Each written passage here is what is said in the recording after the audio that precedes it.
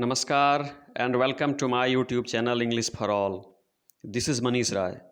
आज प्रस्तुत है वर्ग 12 की poetry my grandmother's house की समरी। जी, वर्ग 12 की poetry my grandmother's house की समरी।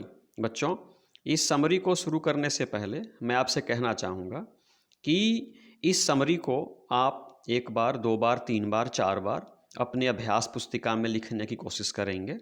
ऐसा करने से आपकी प्रिपरेशन, आपकी तैयारी बहुत अच्छी हो जाएगी और आप इस समरी को अपनी परीक्षा में बेहतरीन ढंग से लिख पाएंगे और अच्छे अंक ला पाएंगे। तो आइए बच्चों, इस समरी की शुरुआत करते हैं। बच्चों, लिखा हुआ है कि my grandmother's house is a very lovely poem. यानी माई ग्रैंड मदर्स हाउस एक बहुत ही लवली, बहुत ही प्यारी सी कविता है, रिटन बाय कमला दास, जिसको कमला दास ने लिखा है। कहने का मतलब है माई ग्रैंड मदर्स हाउस एक बहुत ही प्यारी सी कविता है जिसको कमला दास ने लिखा है। It is an autobiographical poem. यह जो कविता है ना, कमला दास ने अपने बारे में स्वयं लिखा है, इसलिए इसको ऑटोबायोग्राफिकल पोएम कहते हैं।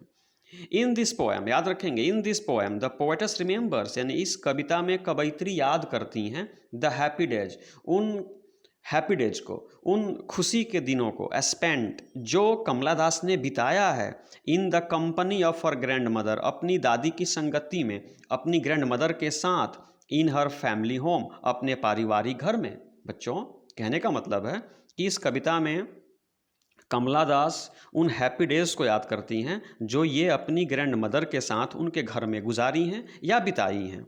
द पोएटेस सेज, कवयित्री कहती हैं, that the house was an abode of love, कवयित्री कहती हैं कि वह घर जो था ना, वहाँ पे प्रेम का वास था। एबोर्ड ऑफ लव, वहाँ पे प्रेम का वास था, वहाँ पे स्नेह का वास था, वहाँ पे दुलार का वास था। She enjoyed unrestrained freedom there, she enjoyed unrestrained freedom there, Kamala Das वहाँ पे अनियंत्रित आज़ादी को इंजॉय करती थी। वहाँ पे कोई रोक टोक नहीं थी बच्चों, इन पे कोई बंदिश नहीं थी।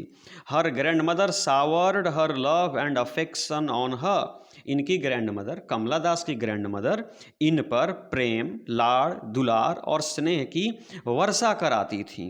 But after the death of her grand mother, लेकिन ग्रैंड मदर की मृत्यु के बाद द हाउस लुक्स डिजर्टेड, कह रही है कमला दास कि ग्रैंड मदर की मृत्यु के बाद द हाउस लुक्स डिजर्टेड, अब वहीं घर वीराना सा लगता है, वीरान लगता है, सुनसान दिखता है। Wild animals move here and there, जंगली जानवर इधर उधर घूमते हैं, अब उस घर में सांप घूमते हैं। सी wishes to go there, Kamala दास फिर से वहाँ जाना चाहती हैं, बट सून रियलाइजेस, लेकिन शीघ्र ही महसूस करती हैं, that her grandmother would not be there to welcome her. बच्चों, कमला दास वहाँ पे फिर से जाना चाहती हैं, लेकिन इनको तुरंत यह रियलाइज़ होता है या एहसास होता है कि अब उनकी ग्रैंड मदर उनकी वेलकम के लिए वहाँ पे नहीं होंगी। तो जब यह रियलाइजेशन होता है, सी फील्स लोनली, वह अकेला महसूस करने लगती हैं, फ्रस्ट्रेटेड, वह निराश हो जाती हैं, वह कुंठित हो जाती हैं, एंड बिकम सैड, और बहुत उदास हो जाती हैं। बच्चों, कहने का मतलब है कि ये जो माई ग्रैंड मदर्स हाउस नामक कविता है, यह एक सुंदर सी कविता है जिसको कमला दास ने लिखा है। यह एक ऑटोबायोग्राफिकल पोएम है। यहाँ पे कवयित्री उन हैप्पी डेज को याद करती हैं जो अपनी ग्रैंड मदर के साथ इन्होंने उनके घर पे गुजारा है। कवयित्री कहती हैं कि वह घर, उस घर में शांति और प्रेम का वास था। She enjoyed unrestrained freedom there, वह वहाँ पे अनियंत्रित आज़ादी को इंजॉय करती थी।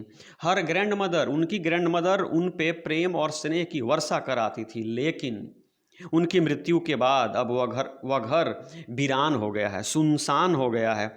Wild animals move here and there, इधर उधर जंगली जानवर घूम रहे हैं। यह फिर से वहाँ पे जाना चाहती हैं, लेकिन तुरंत महसूस करती हैं कि अब उनकी दादी इनको वेलकम करने के लिए वहाँ पे नहीं होंगी। तब यह लोनली फील करती हैं, अकेला महसूस करती हैं, फ्रस्ट्रेटेड, निराश महसूस करती हैं, एंड बिकम सैड, और ये उदास हो जाती हैं। बच्चों, ये रही माई ग्रैंड मदर्स हाउस की समरी। आप इसको बेहतरीन ढंग से प्रिपेयर करें ताकि आपको परीक्षा में अच्छे अंक आएँ। Thank you. इसी के साथ ही यह वीडियो समाप्त हुआ। जय हिंद।